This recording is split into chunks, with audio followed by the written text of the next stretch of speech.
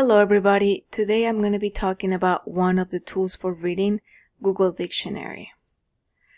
Google Dictionary is an online service that can be accessed in Google Search, Google Translate, or you can add it as a Google extension. If your phone supports Google Play, you can also download it as an app. So let's get to it. The first thing you gotta do is open your Google Chrome. And in the search bar, you're going to look for Google Dictionary.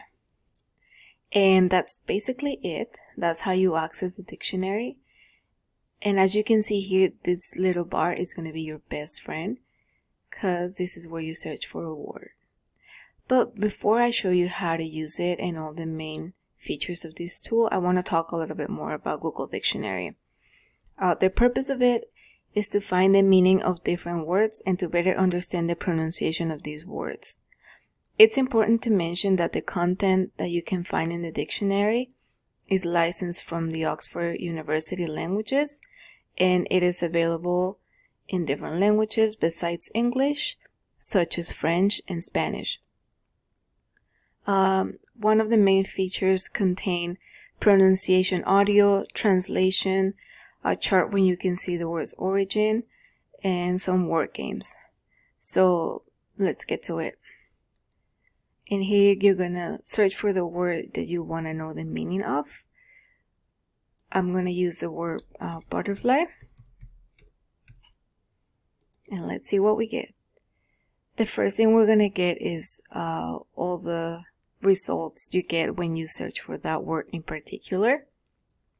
And here you can see dictionary, that you get the definition from Oxford Languages. And right away you're going to see the word, divided in syllables, how would you pronounce it. I'm going to talk about this button later. But you get to see the definition of the word butterfly as a noun and as a verb. So a noun, a nectar-feeding insect with two pairs of large, typically brightly colored wings that are covered with microscopic scales. Butterflies are distinguished from moths by having clubbed or dilated antennae. Sorry, I don't know how to pronounce this word. Maybe I should look for it in the dictionary. Holding their wings erect when at rest and being active by day. As a bird, split a piece of meat of fish almost in two and spread it out flat. Like you say, oh, I'm gonna cut my chicken breast as a butterfly. So in here we have like two different definitions depending if you're using it as a noun or as a verb. But let's see more. Now this is where you get to see the main features of Google Dictionary, because in here you have an overview, usage examples, similar and opposite words, and pronunciation. Pronunciation is linked to this button, but like I said, I'm going to mention it later. Now in here, you get to see more definitions than what you previously had. So it is always important to click and like see more. So you have more examples on how to use the word butterfly and the different meanings of it. And you will do that with any word that you search in the dictionary. So like I said, we have the noun, definition as a noun. And now we have 4 examples, 4 definitions, and as a verb. But in here you can also see the origin of the word. The root of it, like butterfly. You can see how many times this word has been used and what people normally ask when they look for the word butterfly. If you keep scrolling down, you're just going to find articles and things about butterflies. But let's go here to examples.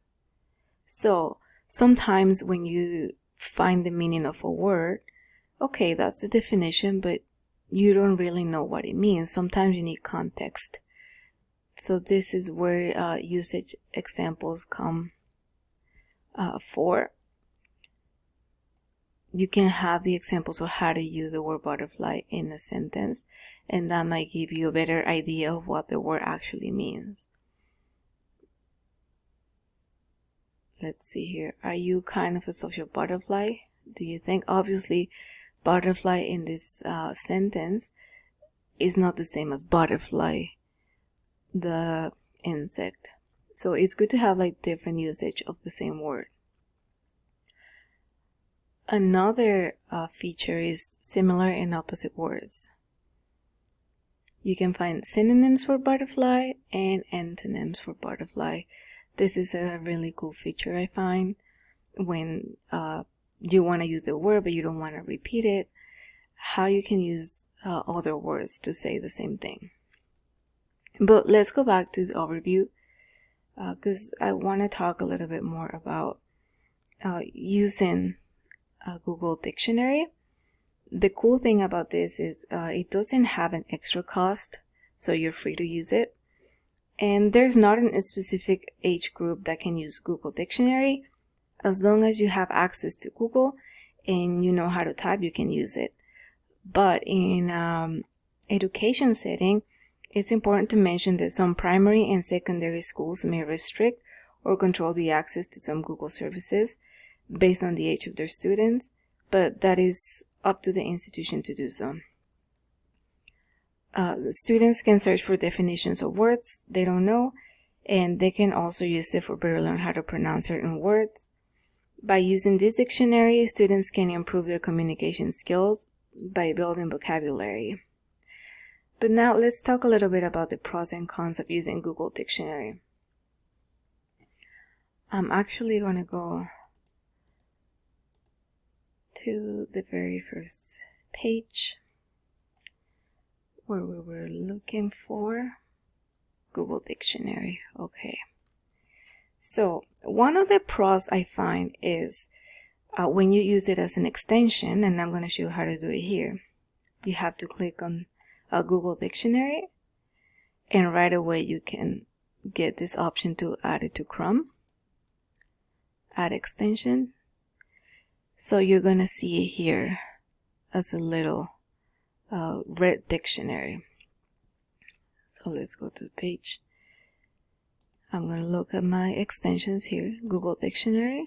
One of the pros of using the extension is that you get to stay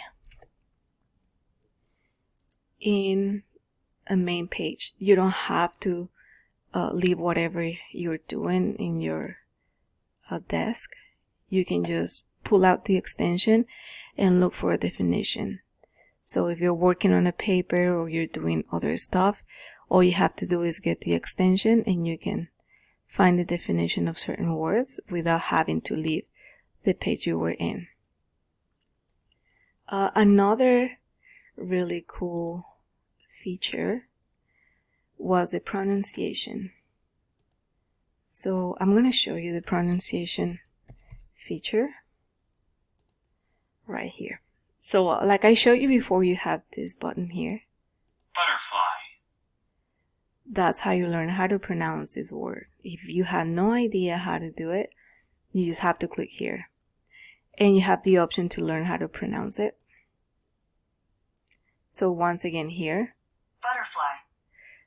But you can actually pick the speed you want it to.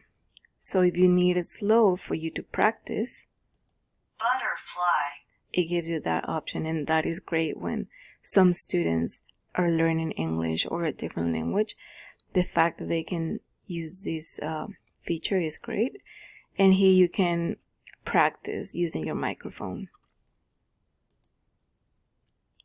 Another pro is Google Dictionary is easy to use for students, and all these features are very helpful because there is a good variety of them.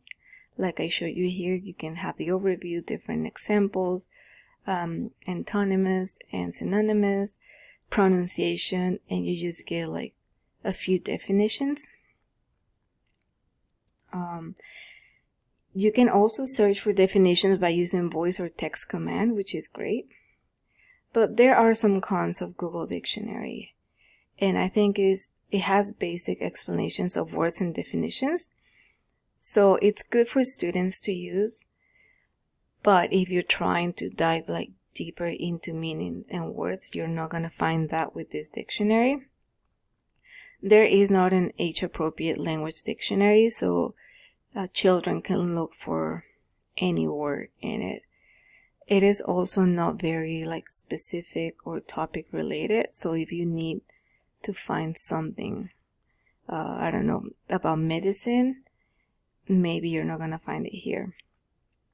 It is also somewhat limited in languages, and translation is not always 100% accurate.